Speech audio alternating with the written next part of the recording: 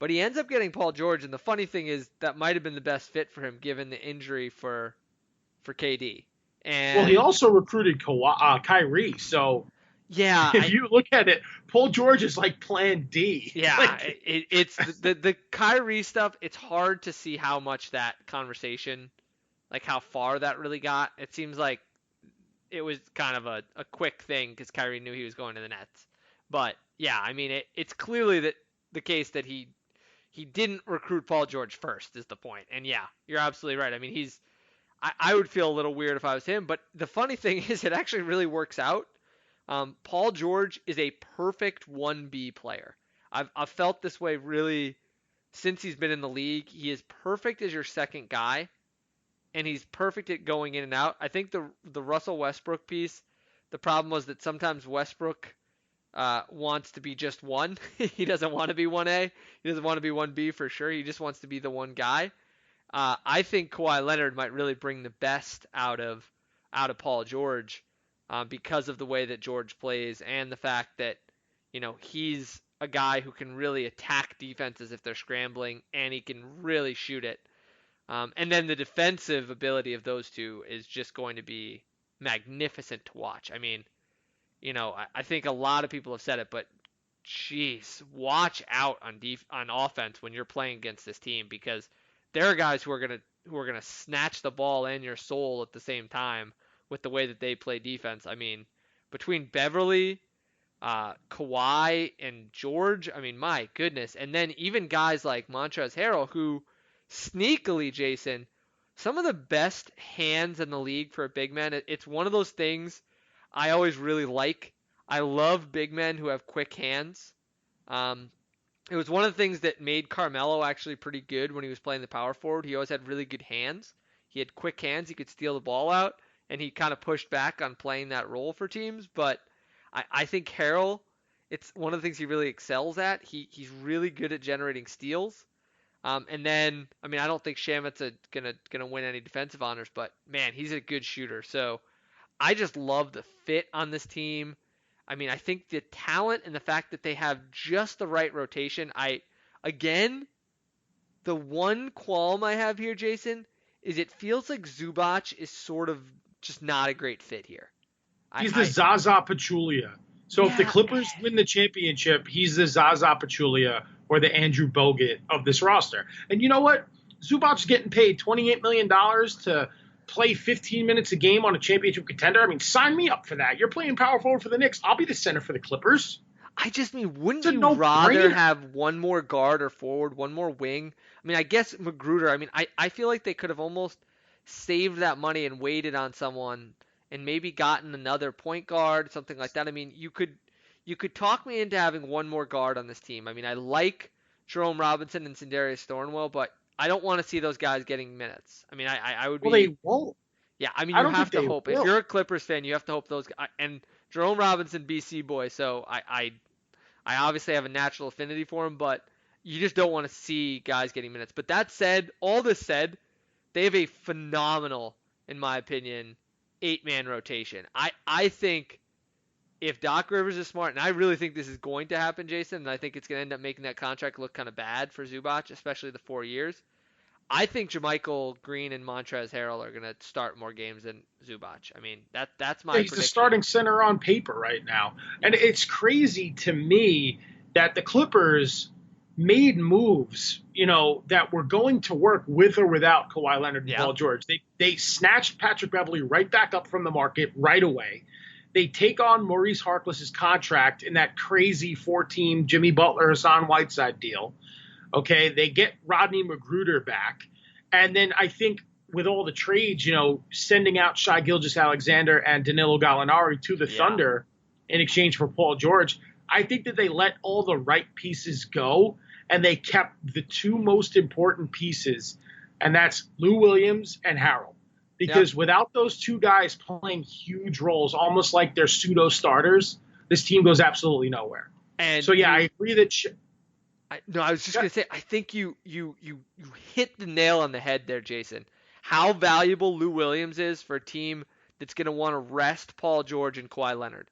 Kawhi Yeah, Leonard should play 60 something games, Paul George is coming off major shoulder surgeries for both shoulders. You do not want these guys playing 75, 80 games. You do not want them playing 35 minutes. Lou Williams and Montrezl Harrell really give them that flexibility. So I loved that. But the other thing that you just hit on, Jason, what the Clippers gave up. And it's a lot. So let's take a deep breath here. They give up Shai Gilgeous-Alexander. They give up Danilo Gallinari. They give up their picks. I believe it's 5 of their picks, is it? No, it's 2 Heat picks, 3 of their picks, and two pick swaps. So I guess you could say it's potentially 5 of their picks, as well as the 2 Heat picks. The one in 2023 is protected. I believe the rest are unprotected. It's, I think, 21, 23, and 25 or something with the swaps in between. Is that right, Jason? Yeah, sounds about right.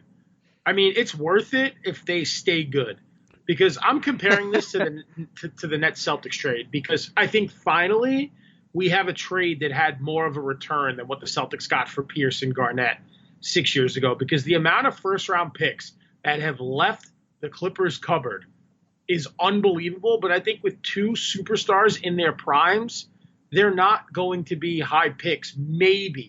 Maybe towards the back end of these deals for Leonard and George, they may have a pick in the teens. But other than that, the picks I don't think will be missed, but it is still a haul. So, Ben, while we're on the subject, I have to go out on a limb here and give Jerry West my hero of the week, because what he's done orchestrating these deals, and he's known everywhere he goes. Okay, he acquired Shaquille O'Neal.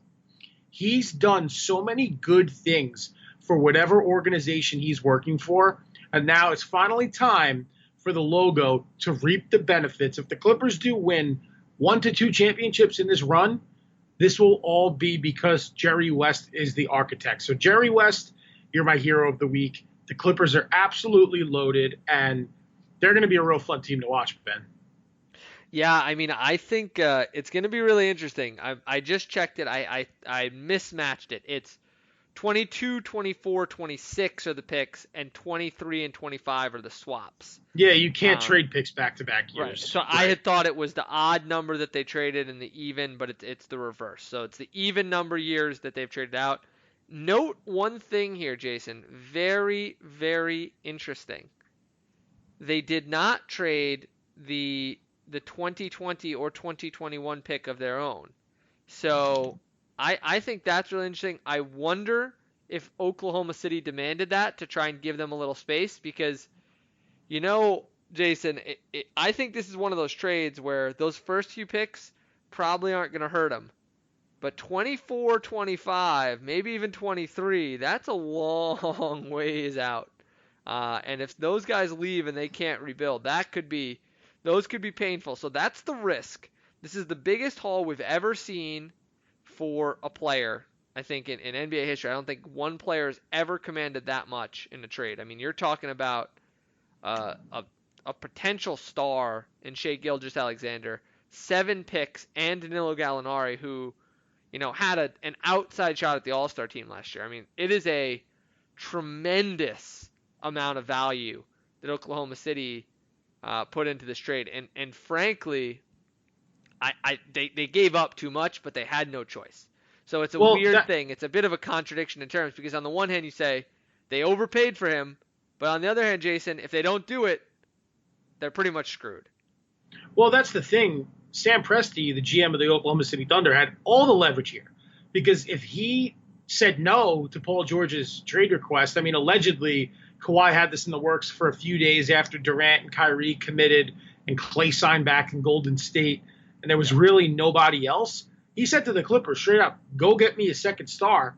Talk to Paul George about it. Paul George approached Presti about it 2 full days before the trade went down. Presti could have turned around and said, no, we're not trading you.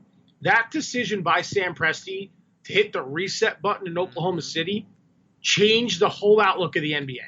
Because I think had he not done that, we might be sitting here tonight talking about Kawhi and the purple and gold. So Sam Presti's decision to say, you know what, this isn't going to work, we'll trade you, Paul George, we'll send you home to L.A., we would be singing a completely different tune right now. And And you know what? You mentioned it before the show. I think you could make the case for him as the best GM in the league with what he just did. I mean, he just got the largest trade package for a player in NBA history. And it was a player on a team that was going nowhere, if we're being honest. Oklahoma City was not a true contender this year.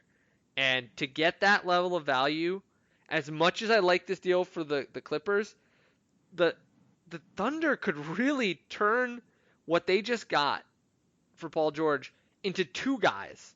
They could probably get Bradley Beal with half of what they just got in this trade and then turn around and get someone else. However, Jason, the news out of Oklahoma City is that Oklahoma City will not be trying to add to this team. And we see with the Jeremy Grant trade over to Denver, Denver traded their first round pick to get him. It is pretty clear which way they're going. They've said they've had discussions with Westbrook, Jason, and it looks like it is not so much a matter of will, but when they trade Westbrook and likely Steven Adams as well. Yeah, I think this is a good time to get into the ripple effect this caused because we broke down Kawhi to the Clippers. They're going to be a real fun team to watch. But the two teams most directly affected by this were the Oklahoma City Thunder and the Los Angeles Lakers. So it does look like Russell Westbrook may be suiting up for another team in October. And you started to talk about Sam Presti and saying how he's the best GM of the league. That was a nice sneak preview because, Ben, I'm getting a little antsy, and I'm going to launch to my heat check of the week. I'm on fire. Here's a heat check. Fireball. You don't like that. You don't like NBA basketball. Bang! And my heat check, Ben, is about why I think Sam Presti might be the best overall GM in the league. Because you've seen it when he took over that team, brought them to Oklahoma City. He was responsible for drafting Durant, Westbrook, James Harden, Serge Ibaka, Steven Adams, was able to mix and match correctly. Obviously, he had no control over Kevin Durant leaving and going to the Warriors, but they've never won a championship, but he's shown that he can put the right team together. They just haven't gotten over the hump, whether it be injuries or the fact that Westbrook is a really difficult player to play with. But he knows the situations before they can get really bad and acts upon them like a pro. So he saw the writing on the wall. Damian Lillard pretty much sent this team into a rebuild with his game-winning shot in the first round of last season's first round. And Presti, now with a treasure trove of draft capital, a young player in Gilgeous-Alexander, and two very good assets to potentially trade in Westbrook and Adams. I mean, can you think of a better GM? I mean, what are your thoughts on this? I'll let you get in on the heat check. No, I think you're right. I mean, this is – I'll be honest. I mean, I think – with these trades, we have such a retrospective view. You know, the Nets trade was an abject failure because it went wrong. You know, Pierce, Garnett, Joe Johnson, Darren Williams, they just didn't work out. But the truth is that if you pulled the GMs at the time of the trade, they would have said it was high risk, high reward. And, you know, this is what smart GMs do. And Danny Ainge did it in that trade, and I think Presti just got a better haul than Ainge did, all things considered, for the fact that you're trading a superstar in his prime, but a guy who just came off a major injury, and you didn't know if you were going to keep him anyway, honestly, after this contract. I mean, to get that kind of haul, incredible. So I completely agree, and I mean, I think the interesting thing will be how they play this situation with Adams and Westbrook, because I think you could poll the 30 GMs and you would hear a lot of different opinions on the value of Westbrook and Adams with their current contracts. And as much as I love Adams, when you look at the center market right now, Jason, it's just not very prudent. We'll look at some of the deals and I'll expand on this a little bit more, but it's just not very prudent to pay your centers the amount that Steven Adams is making. And Russell Westbrook, an athleticism-based guard, who's going to make over $40 million in some of the upcoming seasons. I mean, my goodness, Jason, those are contracts that have a lot of downside. But the flip side is you've got two guys who are, you know, all-star level players, all NBA in the case of Westbrook, who are going to be available. So it's going to be interesting to see how Presti drums up a market. And I wouldn't be shocked if he doesn't get the deal he wants now, if he kind of waits this out and lets the market develop for Westbrook, because you know There's going to be a team. Every year, Jason, we see this, right? There's this team that kind of gets off to a slower